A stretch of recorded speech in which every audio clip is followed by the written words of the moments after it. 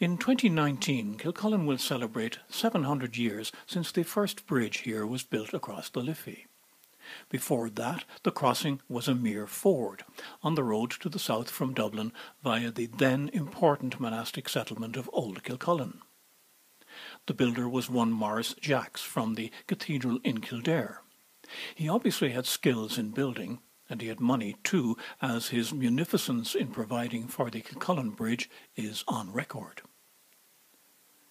The village of Kilcullen Bridge grew from then until it became the main local settlement, as Old Kilcullen declined both in population and in importance. Maurice Jacques' bridge was destroyed in 1641 during fighting by Irish rebels against England's attempts to turn Ireland Protestant. By 1656 it had been rebuilt, but there are writings from in between which describe travellers having to swim the river with great difficulty, their clothes balanced on their heads to keep them dry. In 1729 the bridge was the end of the first toll road in Ireland, from Dublin via Naas. In 1731 it became the starting point for a turnpike through South Kildare and Carlow to Kilkenny. These were established under the Turnpike Act of George II. Turnpikes were abolished in 1857, with many of the trusts set up to manage them having lost money or found to have been corrupt.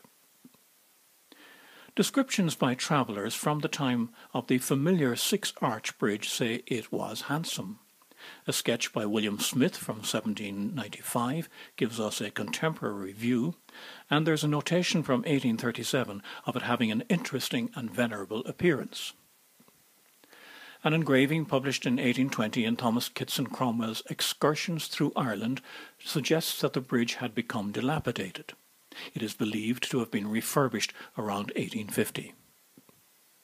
The earliest known photograph of the bridge was taken in 1861 by one Captain Fenton, who presented it to the then Prince of Wales, later to be King Edward VII.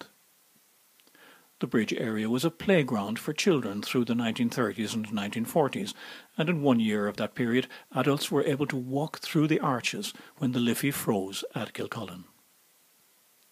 A pair of paintings by local artist Richard Murphy, thought to have been produced in the early 1940s, show the bridge from downstream with Kilcullen Parish Church towering in the background, and from upstream where it joined the Market Square. In the 1970s the bridge was widened to cope with the much increased traffic on the main road to Waterford. During the work it lost its characteristic arches shape on one side, and the only perspective today of the original is from downstream. For the fact that it is there at all, and thereby exists the modern Kilcullen, we salute you, Maurice Jacques, for our last 700 years.